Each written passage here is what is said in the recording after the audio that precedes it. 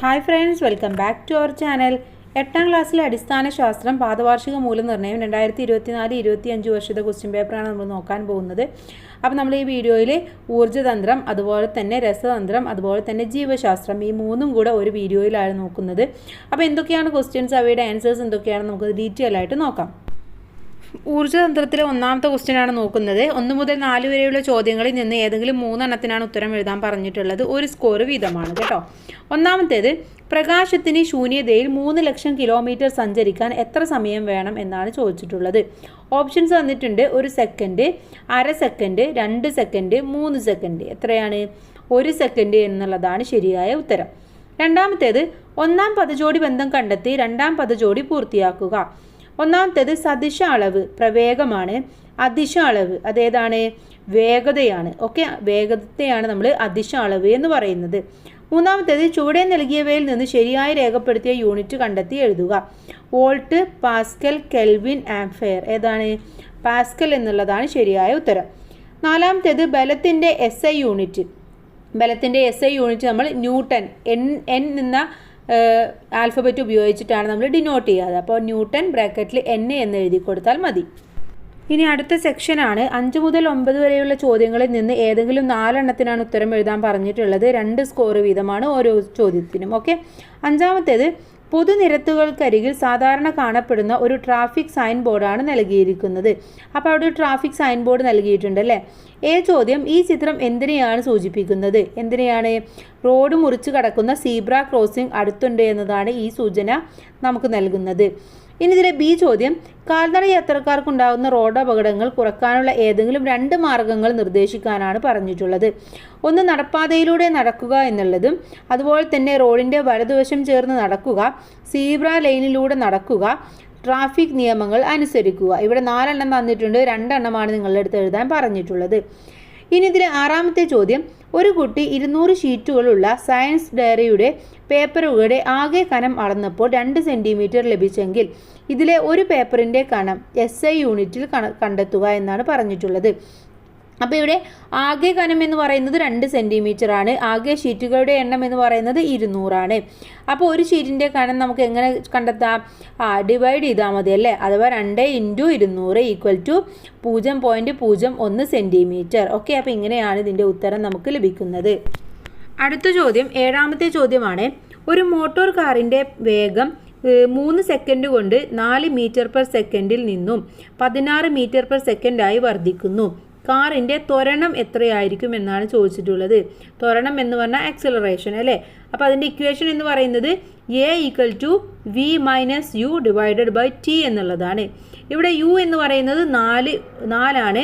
V എന്ന് പറയുന്നത് 16 മീറ്റർ/സ്ക്വയർ ആണ്. T അഥവാ ടൈം എന്ന് പറയുന്നത് 3 സെക്കൻഡ് ആണ്. അപ്പോൾ നമുക്ക് എങ്ങനെ ചെയ്യാം? A = 16 - 4 / 3 എത്രയാണ്? 16ൽ നിന്ന് 4 പോയി കഴിഞ്ഞാൽ 12 / 3 അഥവാ 4 മീറ്റർ/സെക്കൻഡ് സ്ക്വയർ എന്ന് ഉത്തരം കിട്ടും. മനസ്സിലായോ? 4 മീറ്റർ/സെക്കൻഡ് സ്ക്വയർ. അടുത്ത ചോദ്യം 8ാമത്തേതാണ്. ചുവടെ കൊടുത്ത പട്ടിക വിശകലനം ചെയ്ത് ഓരോ സന്ദർഭത്തിലും അനുഭവിക്കുന്ന ബലം ഏതെന്ന് കണ്ടെത്തുക. ഒന്നാമത്തെ സന്ദർഭം, തെങ്ങിൽ നിന്നും തേങ്ങ വീഴുന്നു. അവിടെ എന്താണ്? ഗുരുത്വാകർഷണ ബലമാണ് കാണാൻ കഴിയുക. ഇനി കാന്തം ഇരുമ്പാണിയെ ആകർഷിക്കുന്നു. അവിടെ എന്താണ്? കാന്തിക ബലമാണ് അല്ലേ. കാന്തി ഇരുമ്പാണിയെ ആകർഷിക്കുമ്പോൾ അവിടെ കാന്തിക ബലമാണ്. ഇനി മുടിയിൽ ഉരസിയ പ്ലാസ്റ്റിക് സ്കെയിൽ പേപ്പർ കഷ്ണങ്ങളെ ആകർഷിക്കുന്നു. അവിടെ എന്താണ്? സ്ഥിതവൈദ്യുത ബലമാണ്. സ്ഥിതവൈദ്യുത ബലം. ഇനി 9ാമത്തേത്, താഴെ കൊടുത്ത യൂണിറ്റുകളെ അവയുടെ മൂല്യത്തിൻ്റെ അവരോഹണ ക്രമത്തിൽ എഴുതുക. A എന്ന് പറയുന്നത് 2 സെൻറ്റിമീറ്റർ, 2 മീറ്റർ, 2 കിലോമീറ്റർ, 2 മില്ലിമീറ്റർ. എങ്ങനെയാണ് എഴുതേണ്ടത്? ആദ്യം 2 കിലോമീറ്റർ വരും, പിന്നെ 2 മീറ്റർ, പിന്നെ 2 സെൻറ്റിമീറ്റർ, ദെൻ 2 മില്ലിമീറ്റർ. B എന്ന് പറയുന്നത് 5 quintal, then 5 gram, 5 milligram, 5 quintal, 5 kilogram. എങ്ങനെ വരിക? ആദ്യം 5 ക്വിൻ്റൽ വരും, പിന്നെ 5 കിലോഗ്രാം വരും, പിന്നെ 5 ഗ്രാം വരും, ദെൻ 5 മില്ലിഗ്രാം വരും. ഓക്കെ, അടുത്ത ചോദ്യം നോക്കാം. 10 മുതൽ 13 വരെയുള്ള ചോദ്യങ്ങളിൽ നിന്ന് ഏതെങ്കിലും 3 എണ്ണത്തിനാണ് ഉത്തരം എഴുതേണ്ടത്. 10ാമത്തെ ചോദ്യം.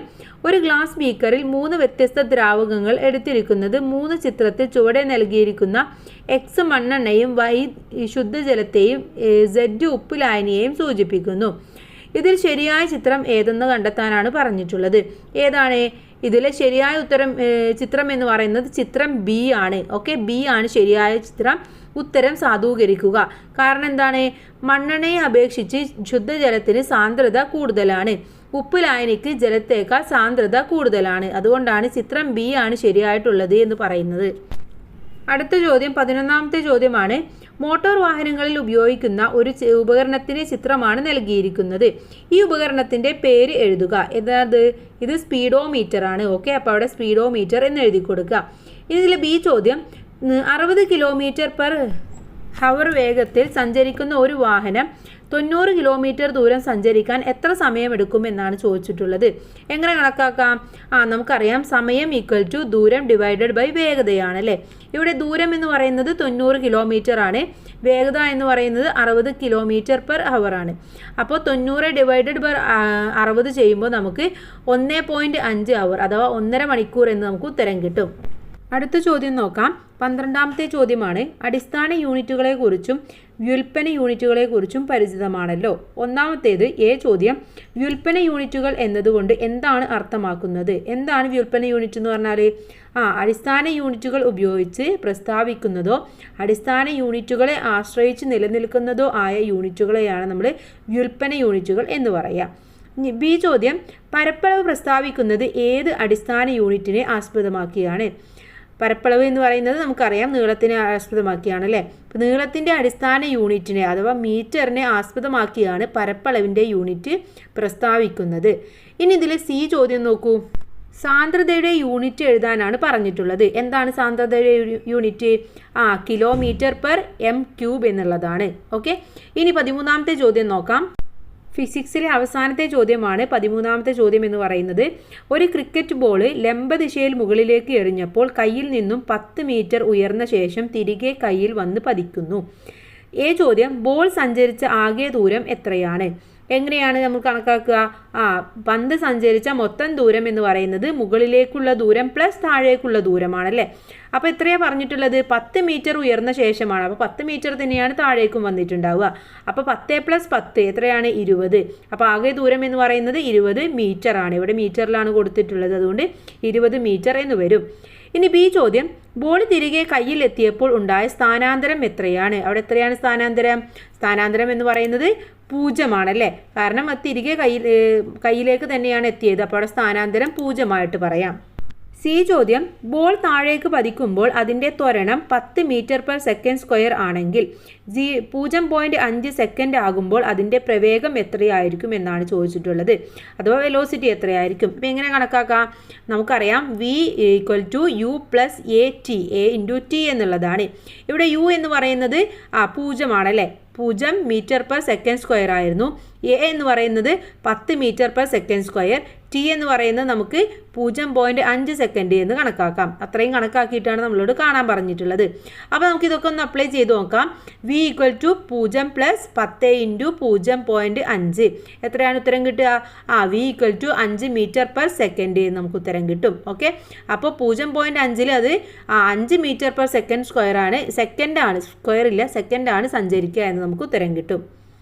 ഇനി അടുത്ത സബ്ജക്റ്റാണ് കെമിസ്ട്രിയാണ് നമുക്ക് നോക്കാനുള്ളത്. ഫിസിക്സ് കഴിഞ്ഞു. ഇനി കെമിസ്ട്രിയിലെ ക്വസ്റ്റ്യൻസ് നമുക്ക് ഓരോന്നായിട്ട് നോക്കാം. 1 മുതൽ 4 വരെയുള്ള ചോദ്യങ്ങളിൽ ഏതെങ്കിലും 3 എണ്ണത്തിനാണ് ഉത്തരം എഴുതേണ്ടത്. ഓരോന്നിനും 1 സ്കോർ വീതമാണ്. ഓക്കെ, ഒന്നാമത്തേത്.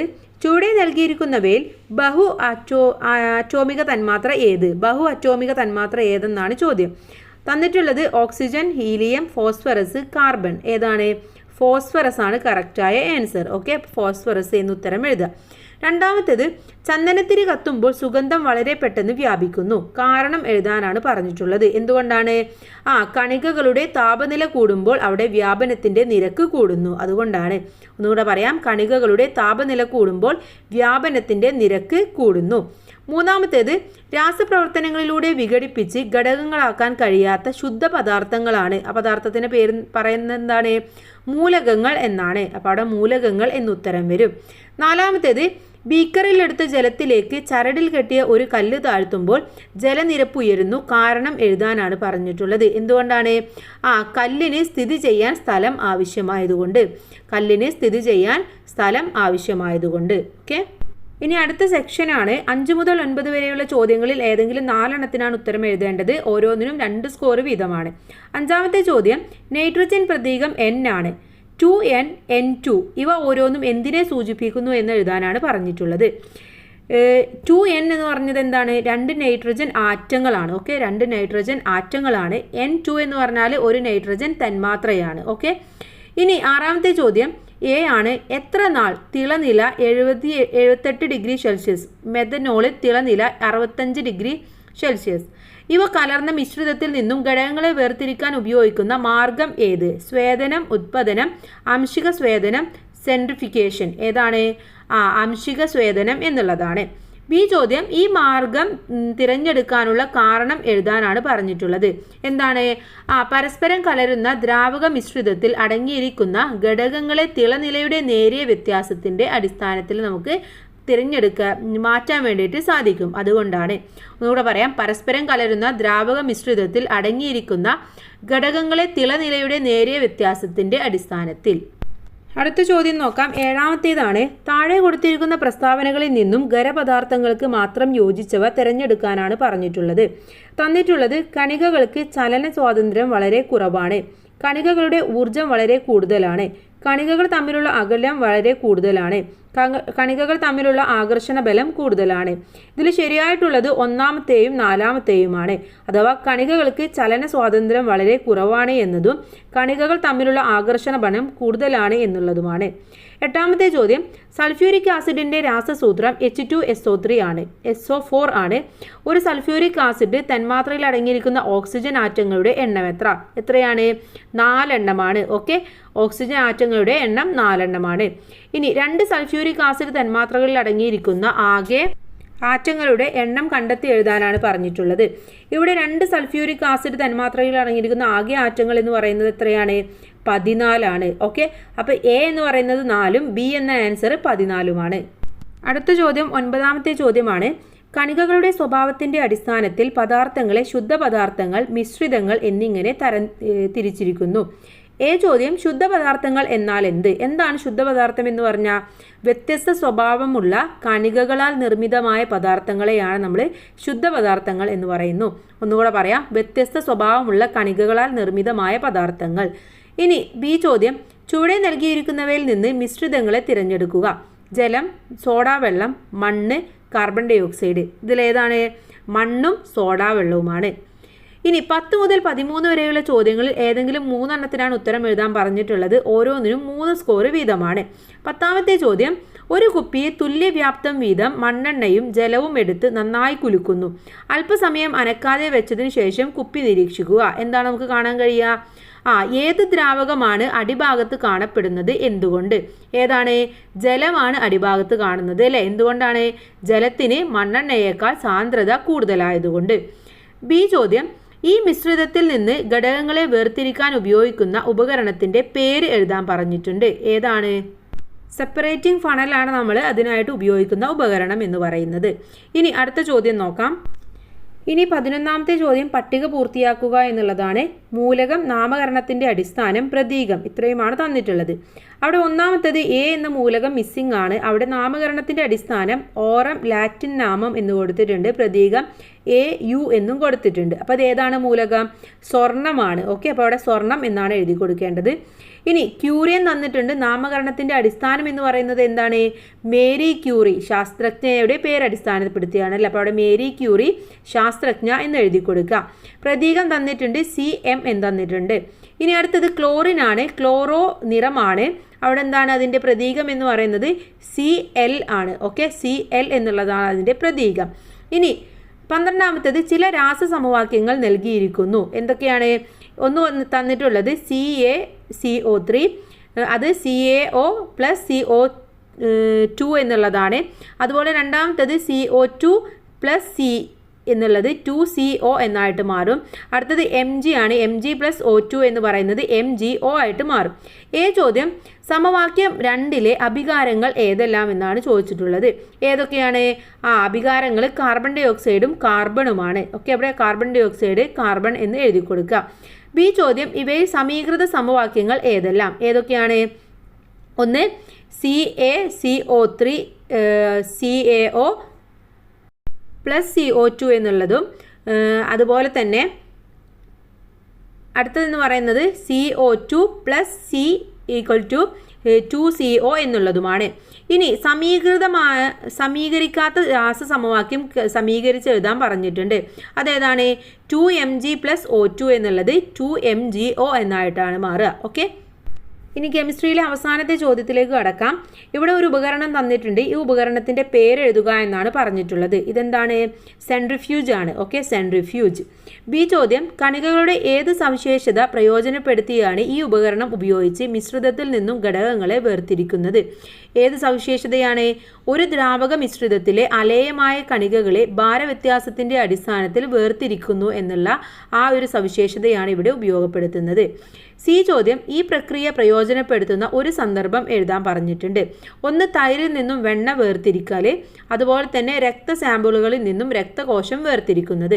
അപ്പോൾ ഏതെങ്കിലും ഒരെണ്ണമാണ് എഴുതാൻ പറഞ്ഞിട്ടുള്ളത്. ഇവിടെ 2 എക്സാമ്പിളാണ് നിങ്ങൾക്ക് തന്നിട്ടുള്ളത്. അടുത്ത സബ്ജക്റ്റ് ആയിട്ടുള്ള ബയോളജി, ജീവശാസ്ത്രമാണ് നമ്മൾ നോക്കാൻ പോകുന്നത്. 1 മുതൽ 4 വരെയുള്ള ചോദ്യങ്ങളിൽ ഏതെങ്കിലും 3 എണ്ണത്തിനാണ് ഉത്തരം എഴുതേണ്ടത്. ഒന്നാമത്തെ ചോദ്യം പദബന്ധം മനസ്സിലാക്കി വിട്ട ഭാഗം പൂരിപ്പിക്കുക. ഇവിടെ തന്നിട്ടുള്ളത് പാരൻകൈമ പ്രകാശ സംശ്ലേഷണത്തിന് സഹായിക്കുന്നു. താങ്ങും ബലവും നൽകുന്നത് എന്താണ്? അത് സ്ക്ലീറൻ കൈമയാണ്. അപ്പോൾ അവിടെ സ്ക്ലീറൻ കൈമ എന്നാണ് നിങ്ങൾ എഴുതി കൊടുക്കേണ്ടത്. ഇനി ബി ഫ്ലോയം തന്നിട്ടുണ്ട്. ഇലകളിൽ തയ്യാറാക്കിയ ആഹാരം സസ്യത്തിൻ്റെ വിവിധ ഭാഗങ്ങളിൽ എത്തിക്കുന്നു. അങ്ങനെയാണെങ്കിൽ ജലവും ലവണവും ഇലകളിൽ എത്തിക്കുന്നത് എന്താണ്? സൈലമാണ്. അപ്പോൾ അവിടെ സൈലം എന്നതാണ് ഉത്തരം. ഇനി രണ്ടാമത്തേത് ഒരു മൈക്രോസ്കോപ്പിൻ്റെ ഭാഗങ്ങളുമായി ബന്ധപ്പെട്ട് തന്നിരിക്കുന്ന പ്രസ്താവനകൾ വിശകലനം ചെയ്ത് ശരിയായ ഉത്തരം തിരഞ്ഞെടുക്കുക. ഒന്നാമത്തേത് സ്റ്റേജിന് താഴെയാണ് ഒബ്ജക്റ്റീവ് ലെൻസ് ഉറപ്പിച്ചിരിക്കുന്നത്. ഇനി രണ്ടാമത്തേത് പ്രകാശത്തിൻ്റെ തീവ്രത ക്രമീകരിക്കാൻ ഡയഫ്രം സഹായിക്കുന്നു. മൂന്നാമത്തേത് സൂര്യപ്രകാശത്തെ പ്രതിഫലിപ്പിക്കാൻ സമതല ദർപ്പണം ഉപയോഗിക്കുന്നു. ഓപ്ഷൻ എ 1ഉം 2ഉം ശരിയാണ്. ഓപ്ഷൻ ബി 1ഉം 3ഉം ശരിയാണ്. ഓപ്ഷൻ സി 2ഉം 3ഉം ശരിയാണ്. ഓപ്ഷൻ ഡി 1 മാത്രം ശരിയാണ്. ഇതിലെ ശരിയായിട്ടുള്ള ഉത്തരം എന്ന് പറയുന്നത് ഓപ്ഷൻ ബി ആണ്. 1ഉം 3ഉം ശരിയാണ് എന്നുള്ളതാണ്. മൂന്നാമത്തെ ചോദ്യം നോക്കാം. ചുവടെ തന്നിരിക്കുന്നവയിൽ യോജക കലയിൽ ഉൾപ്പെടാത്തത് ഏത്? രക്തം, അസ്ഥി, ആവരണകല, നാരുകല. ഏതാണ്? ആവരണകലയാണ് യോജക കലയിൽ ഉൾപ്പെടാത്തത്. നാലാമത്തത് തന്നിരിക്കുന്ന പ്രസ്താവനകളിൽ അടിവരയിട്ട ഭാഗത്ത് തെറ്റുണ്ടെങ്കിൽ തിരുത്തി എഴുതുക. കോശസ്തരത്തിനുള്ളിലെ പദാർത്ഥങ്ങളെല്ലാം ചേർന്നതാണ് കോശദ്രവ്യം. ഇനി അടുത്തത് നോക്കൂ. കോശദ്രവ്യത്തിൽ കാണപ്പെടുന്ന സവിശേഷ ഘടകങ്ങളാണ് കോശാംഗങ്ങൾ. കോശങ്ങളിൽ വ്യക്തമായ മർമ്മം കാണപ്പെടുന്ന ജീവികളാണ് പ്രോകാരിയോട്ടുകൾ. ഇതിൽ ഏതൊക്കെയാണ്? ഇതിൽ എ എന്ന് പറയുന്നത് വരുന്നത് കോശദ്രവ്യമല്ല, ജീവദ്രവ്യമാണ്. അതുപോലെ തന്നെ അടുത്തതായിട്ട് വരുന്നത് പ്രോകാരിയോട്ടുകൾ എന്നുള്ളത് ശരിയല്ല. അവിടെ യൂക്കാരിയോട്ടുകൾ എന്നാണ് വരേണ്ടത്. അഥവാ ഒന്നാമത്തേലും മൂന്നാമത്തേലും എയിലും സിയിലും ചെറിയ മാറ്റങ്ങൾ വരുത്തണം. 5 മുതൽ 9 വരെയുള്ള ചോദ്യങ്ങളിൽ ഏതെങ്കിലും 4 എണ്ണത്തിന് ഉത്തരം എഴുതാനാണ് പറഞ്ഞിട്ടുള്ളത്.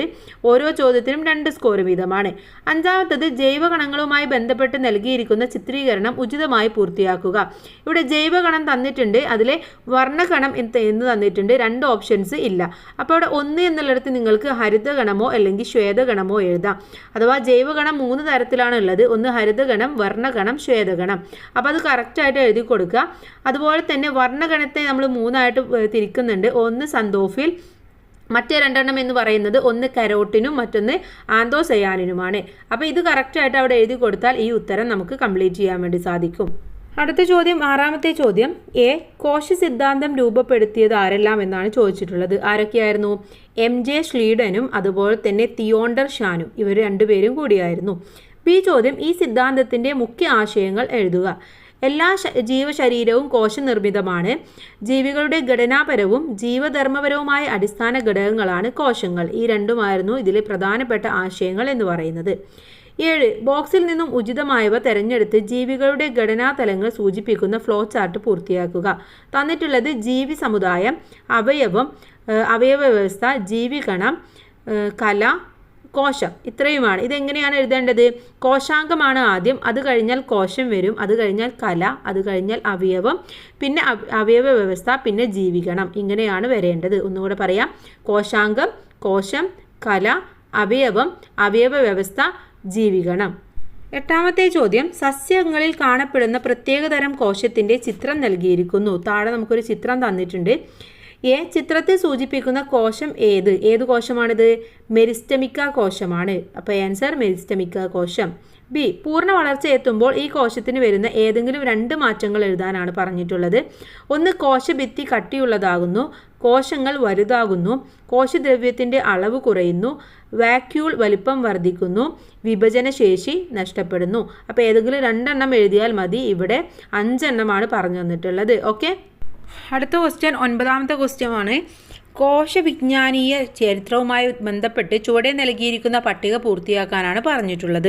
ഇവിടെ കുറച്ച് ശാസ്ത്രജ്ഞൻ്റെ പേരും നാഴികക്കല്ലുകളും കൊടുത്തിട്ടുണ്ട്. ഒന്നാമത്തത് റോബർട്ട് ഹുക്കാണ്. റോബർട്ട് ഹുക്കിൻ്റെ എന്തായിരുന്നു? ആദ്യമായി കോശങ്ങളെ കണ്ടെത്തിയതായിരുന്നു. അപ്പോൾ അവിടെ ആദ്യമായി കോശങ്ങളെ കണ്ടെത്തിയെന്ന് എഴുതുക. ഇനി അടുത്തത് ജന്തുകോശം കണ്ടെത്തിയത് ആരായിരുന്നു? തിയോണ്ടർ ഷാനാണ്. അപ്പോൾ അവിടെ ബി ഉത്തരം തിയോണ്ടർ ഷാൻ. ഇനി സി എന്ന് പറയുന്നത് റോബർട്ട് ബ്രൗൺ ആണ്. റോബർട്ട് ബ്രൗൺ എന്ന് പറയുന്നത് കോശകേന്ദ്രം കണ്ടെത്തുകയും അതിനെ ന്യൂക്ലിയസ് എന്ന് വിളിക്കുകയും ചെയ്തതാണ്. ഇനി സസ്യകോശം കണ്ടെത്തിയെന്ന് പറഞ്ഞിട്ടുണ്ട്. ആരായിരുന്നു സസ്യകോശം കണ്ടെത്തിയിരുന്നത്? MJ ഷ്ലീഡൻ ആയിരുന്നു. അപ്പോൾ എ ആൻസർ ആദ്യമായി കോശങ്ങളെ കണ്ടെത്തി, ബി തിയോണ്ടർ ഷാൻ, സി കോശകേന്ദ്രം കണ്ടെത്തി അല്ലെങ്കിൽ ന്യൂക്ലിയസ് കണ്ടെത്തി എന്ന് എഴുതാം. ഇനി ഡി എന്ന് പറയുന്നത് MJ ഷ്ലീഡൻ. ഓക്കെ. 10ാമത്തെ ചോദ്യം, 10 മുതൽ 13 വരെയുള്ള ചോദ്യങ്ങളിൽ ഏതെങ്കിലും 3 എണ്ണത്തിനാണ് ഉത്തരം എഴുതാൻ പറഞ്ഞിട്ടുള്ളത്. ഓരോന്നിനും 3 സ്കോർ വീതമാണ്. 10ാമത്തേത്, ചില കോശാംഗങ്ങളുമായി ബന്ധപ്പെട്ട സൂചനകൾ നൽകിയിരിക്കുന്നു. ഉചിതമായ തലക്കെട്ട് നൽകി പട്ടിക പൂർത്തിയാക്കാനാണ് പറഞ്ഞിട്ടുള്ളത്. അപ്പോൾ ഇവിടെ എ, ബി എന്നീ 2 തലക്കെട്ടാണുള്ളത്. എ എന്ന് പറയുന്നത് മൈറ്റോകോൺഡ്രിയോൺ ആണ്. ബി എന്ന് പറയുന്നത് എൻഡോപ്ലാസ്മിക് റെറ്റിക്കുലമാണ്. ഇനി എയിൽ എഴുതേണ്ടത് ഒന്ന് ഊർജ്ജ നിലയം എന്നുള്ളതും അതുപോലെ തന്നെ കരൾ, തലച്ചോറ്, പേശികൾ എന്നിവയിലെ കോശങ്ങളിൽ കൂടുതലായി കാണപ്പെടുന്നു എന്നുള്ളതും. ഈ 2 പോയിന്റാണ് എ എന്ന മൈറ്റോകോൺഡ്രിയോൺ എന്നതിൽ എഴുതേണ്ടത്. ഇനി ബി എന്ന് പറയുന്നത് എൻഡോപ്ലാസ്മിക് റെറ്റിക്കുലം ആണെന്ന് പറഞ്ഞു. അതിലെഴുതേണ്ടത് കോശത്തിന് ദൃഢത നൽകുന്നു എന്നതും കോശത്തിനുള്ളിലെ സഞ്ചാരപാത എന്നുള്ളതുമാണ്. ഈ 2 പോയിന്റാണ് നിങ്ങൾ എഴുതേണ്ടത്. അടുത്ത ചോദ്യം 11ാമത്തേത്, തന്നിരിക്കുന്ന പ്രസ്താവന വായിച്ച് ചോദ്യങ്ങൾക്ക് ഉത്തരം എഴുതുക. മജ്ജ, ത്വക്ക്, അന്നപദം മുതലായ ശരീരഭാഗങ്ങളിലെല്ലാം വിത്തുകോശങ്ങളുണ്ട്. ഇതാണ് പ്രസ്താവന. എ ചോദ്യം, മറ്റു കോശങ്ങളെ അപേക്ഷിച്ച് ഈ കോശങ്ങളുടെ പ്രത്യേകത എന്താണ്? വിത്തുകോശങ്ങൾക്ക് വിഭജനത്തിലൂടെ മറ്റു കോശങ്ങളായി മാറാനോ വിത്തുകോശങ്ങളായി തുടരാനോ ഉള്ള കഴിവുണ്ട്. ഒന്നുകൂടെ പറയാം. വിത്തുകോശങ്ങൾക്ക് വിഭജനത്തിലൂടെ മറ്റു കോശങ്ങളായി മാറാനോ വിത്തുകോശങ്ങളായി തുടരാനോ ഉള്ള കഴിവുണ്ട്. ബി ചോദ്യം, ഈ കോശങ്ങൾ മറ്റു കോശങ്ങളായി രൂപപ്പെടുന്നത് എങ്ങനെയാണ്? കോശവൈവിധ്യവൽക്കരണം വഴിയാണ്. കോശവൈവിധ്യവൽക്കരണം. സി ചോദ്യം, വിത്തുകോശ ഗവേഷണം പ്രാധാന്യമർഹിക്കുന്നത് എന്തുകൊണ്ട്? എന്തെങ്കിലും 2 എണ്ണമാണ് എഴുതേണ്ടത്. അപ്പോൾ അത് പറഞ്ഞു തരാം. വിത്തുകോശങ്ങളിൽ നിന്ന് നമുക്ക് ആവശ്യമായ ഇനം കോശങ്ങൾ രൂപപ്പെടുത്താൻ വേണ്ടി സാധിക്കും. അതുപോലെ തന്നെ രക്താർബുദം, പ്രമേഹം തുടങ്ങിയ രോഗങ്ങൾക്ക് ചികിത്സയ്ക്ക് ഇത് ആവശ്യമാണ്. കൂടാതെ കൃത്രിമ അവയവങ്ങൾ രൂപപ്പെടുത്തുന്നതിനും ആവശ്യമാണ്. ഓക്കെ. അപ്പോൾ ഏതെങ്കിലും 2 പോയിന്റ് നിങ്ങൾ എഴുതിയാൽ മതി. അടുത്തത് 12ാമത്തെ ചോദ്യമാണ്. എ കോളത്തിനനുസരിച്ച് ബി, സി കോളങ്ങൾ ഉചിതമായി ക്രമീകരിക്കുക എന്നുള്ളതാണ്. ഇവിടെ എ എന്നുള്ളത് ജന്തുകല, ബി സവിശേഷത, സി ധർമ്മം. ഇങ്ങനെയാണ് തന്നിട്ടുള്ളത്. അപ്പോൾ നമുക്ക് ശരിയായ ആൻസർ വായിക്കാം. ഒന്ന് ആവരണകലയാണ്. ആവരണകലയുമായി അതിൻ്റെ സവിശേഷത എന്ന് പറയുന്നത് ശരീരത്തെ പൊതിഞ്ഞ് സംരക്ഷിക്കുന്നു എന്നുള്ളതാണ്. അതുപോലെ തന്നെ അതിൻ്റെ ധർമ്മം എന്ന് പറയുന്നത് സംരക്ഷണം, ആഗിരണം, സ്രവങ്ങളുടെ ഉൽപാദനം എന്നിവയാണ്. ഇനി നാഡീകല എന്താണ്? അതിൻ്റെ സവിശേഷത ശാരീരിക പ്രവർത്തനങ്ങളെ നിയന്ത്രിക്കുകയും ഏകോപിപ്പിക്കുകയും ചെയ്യുന്നു എന്നുള്ളതാണ്. ഇനി അതിൻ്റെ ധർമ്മം ശരീരത്തിനകത്തും പുറത്തും ഉണ്ടാകുന്ന മാറ്റങ്ങൾ തിരിച്ചറിഞ്ഞ് പ്രതികരിക്കാൻ സഹായിക്കുന്നു. ഇനി അവസാനത്തേത് പേശികലയാണ്. സവിശേഷത സങ്കോചിക്കാനും പൂർവ്വസ്ഥിതി പ്രാപിക്കാനുമുള്ള കഴിവുള്ള കോശങ്ങൾ അടങ്ങിയിരിക്കുന്നു. ധർമ്മം ശരീരചലനങ്ങൾ സാധ്യമാക്കുന്നു. ഓക്കെ. അപ്പോൾ ഇങ്ങനെയാണ് ഇത് ശരിയായ രീതിയിൽ ക്രമീകരിച്ച് എഴുതേണ്ടത്. ഇനി അവസാനത്തെ ചോദ്യമാണ് 13ാമത്തെ ചോദ്യം. തന്നിരിക്കുന്ന കോശത്തിന്റെ ചിത്രം നിരീക്ഷിച്ച് ചോദ്യങ്ങൾക്ക് ഉത്തരം എഴുതുക. എ. ചിത്രത്തിൽ കാണിച്ചിരിക്കുന്ന കോശം ഏത്? ഈ കോശത്തിൽ മാത്രം കാണപ്പെടുന്ന ഏതെങ്കിലും ഒരു കോശാംഗത്തിന്റെ പേരെഴുതുക. ഇത് ഏത് കോശമാണ്?